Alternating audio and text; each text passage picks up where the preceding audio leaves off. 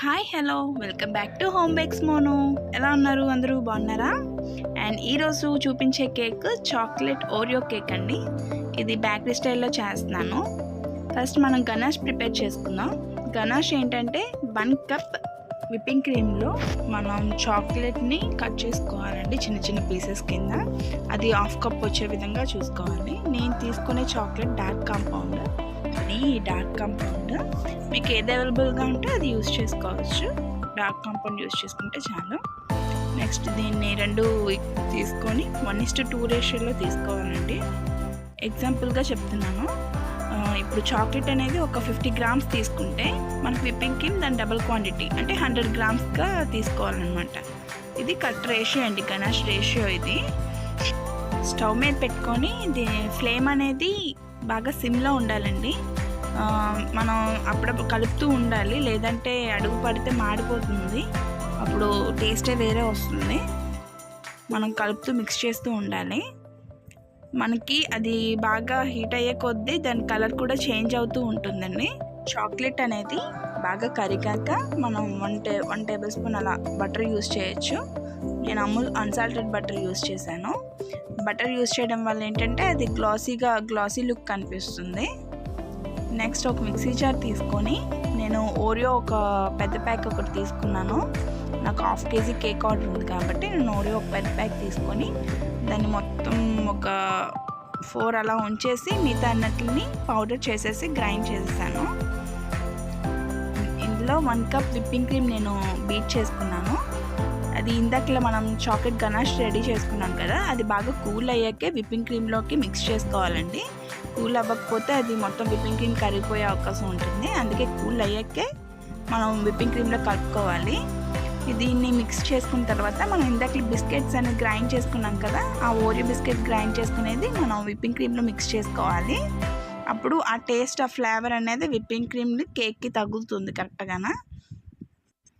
And మనం ఈ బిస్కెట్ని grind చేసుకున్నాక ఒకసారి జల్లించుకోవాలండి, లేదంటే మనం కేక్ మీద క్రీమ్ వేసేటప్పుడు మనకి కరెక్ట్గా తగులుతుంది. అందుకే ఒకసారి జల్లించుకుంటే స్మూత్గా ఉంటుంది క్రీమ్ కూడా.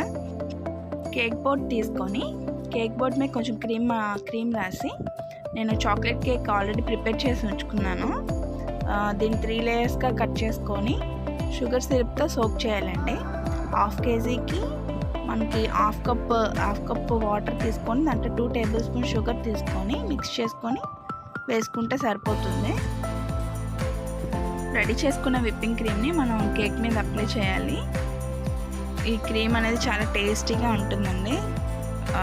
అందులో మనం ganache and Oreo cake mix చేసాం కదా, క్రీమ్ అనేది చాలా టేస్టీగా ఉంటుంది.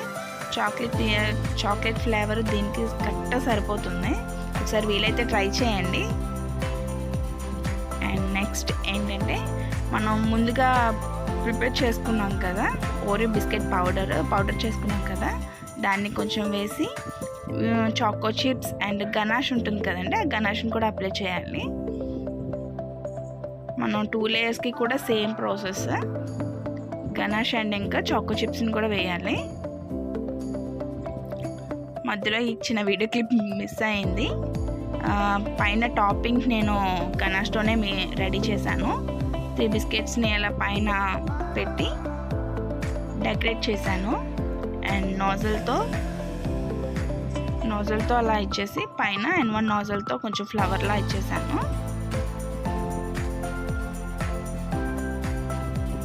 వీడియోస్లో మీకు ఏ టైప్ ఆఫ్ కేక్స్ కావాలో నాకు కామెంట్ సెక్షన్లో కామెంట్ చేయండి. నేను మీకోసం రెడీ చేస్తాను కన్ఫర్మ్గా. ఎవరికైనా ఏమైనా ఏ టైప్ ఆఫ్ అయినా కేక్స్ కావాలి అన్నా నేను మేక్ చేసి చూపిస్తాను. నాకు కామెంట్ సెక్షన్లో కామెంట్ చేయండి. అండ్ ఇంకా నేను వెనిల్లావి చాక్లెట్ రెసిపీస్ బ్రెడ్ రెసిపీస్ పెడదాం అనుకుంటున్నాను. ప్లీజ్ నా ఛానల్ సబ్స్క్రైబ్ చేసుకోండి. నా కేక్ డిజైన్స్ మీకు నచ్చినట్లయితే ఒక లైక్ చేయండి. అండ్ నెక్స్ట్ కేక్ చుట్టూ సింపుల్గా రౌండ్గా బార్డరింగ్ ఇచ్చేసాను, లేదంటే కొంచెం నార్మల్గా లుక్ అనిపించింది. చుట్టూ బార్డరింగ్ ఇచ్చేసాను. కస్టమర్ మనకి హార్ట్ సింబల్స్ పెట్టమన్నారు, ఆ విధంగా పెట్టేశాను. Final look. నా కేక్ కనుక మీకు నచ్చినట్లయితే ఒక లైక్ చేయండి, షేర్ చేయండి.